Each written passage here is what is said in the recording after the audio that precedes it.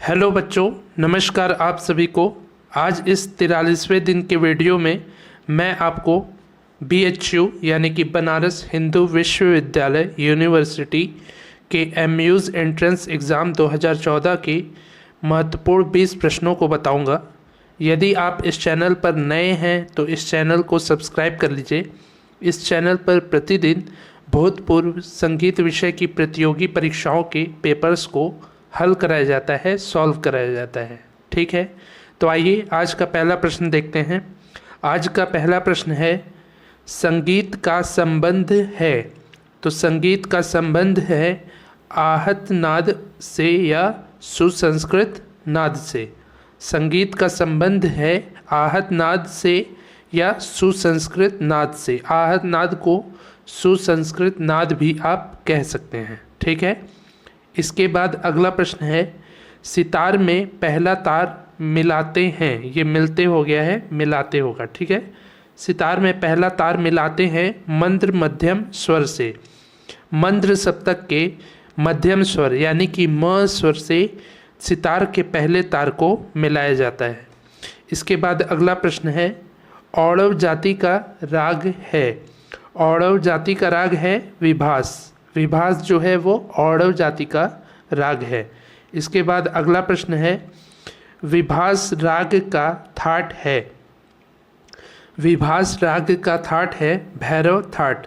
Bhairav that का राग है विभास। ठीक है, अगला प्रश्न है, राग भूपाली में वर्जित स्वर लगते हैं। राग भूपाली में मध्यम और निषाद म और नी स्वर वर्जित लगते हैं। ठीक है, इसमें मध्यम और निषाद स्वर नहीं लगते हैं, वर्जित होते हैं, और सभी स्वर इसमें यूज होते हैं। इसके बाद अगला प्रश्न है, मारवा थाट का राग है। मारवा थाट का राग है सोहनी। सोहनी जो है वो मारवा थाट का राग है। मारवा थाट में ऋषभ कोमल मध्यम तीव्र स्वर लगते हैं। इसके बाद अगला प्रश्न है, प्रातःकालीन राग है। तो विभास जो है वो प्रातःकालीन राग है। अगला प्रश्न है, दोनों मध्यम स्वर लगते हैं। कौन सा ऐसा राग है जिसमें तीव्र मध्यम और शुद्ध मध्यम दोनों लगते हैं? तो वो है परज, ललित और पूर्वी। इन तीनों राग में दोनों मध्यम स्वरों का यूज होता है।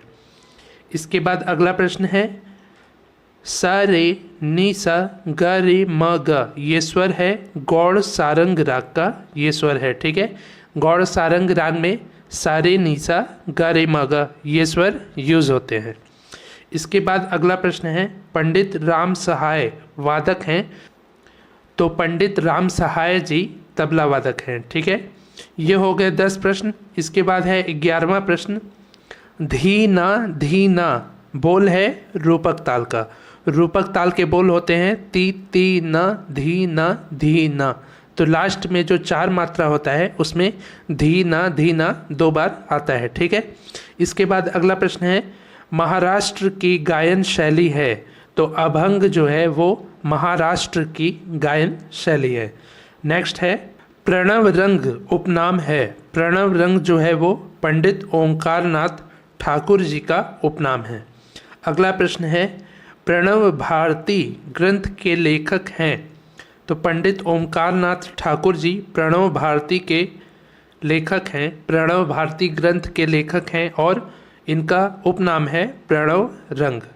इसके बाद अगला प्रश्न है, काफ़ी थाट का राग है। काफ़ी थाट का राग है भीम पलासी।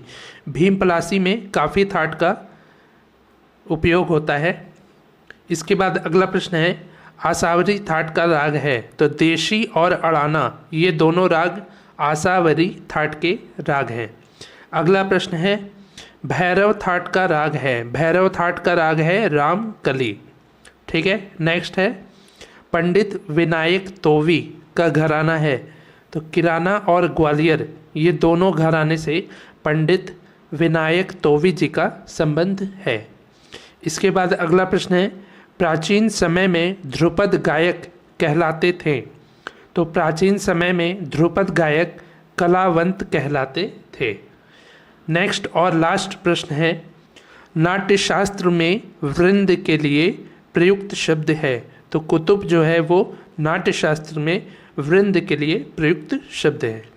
ये हो गए आज के 20 महत्वपूर्ण प्रश्न। उम्मीद है आपको समझ में आया होगा।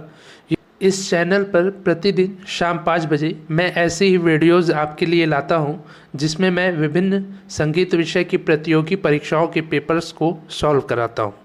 आज ये 43वें दिन का वीडियो है। इसके पहले मैंने 42 वीडियो को बनाया है, जिसका लिंक नीचे डिस्क्रिप्शन में है।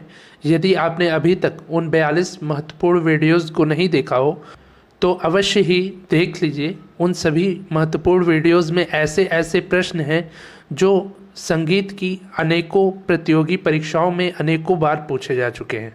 ठीक है, जैसे कि नेट जेआरएफ की प्रतियोगी परीक्षा साल में 2 बार होती है, तो ऐसे प्रश्न हैं जो साल में दोनों बार भी पूछे जाते हैं और आने वाले सालों में भी पूछे जाते हैं और पूछे जाएंगे। तो आप उन वीडियोज़ के माध्यम से उन प्रश्नों को ध्यान से देख लीजिए और उन प्रश्नों की अच्छे से तैयारी कर लीजिए, जिससे कि आने वाले एग्ज़ाम में आपको किसी भी असुविधा का सामना न करना पड़े।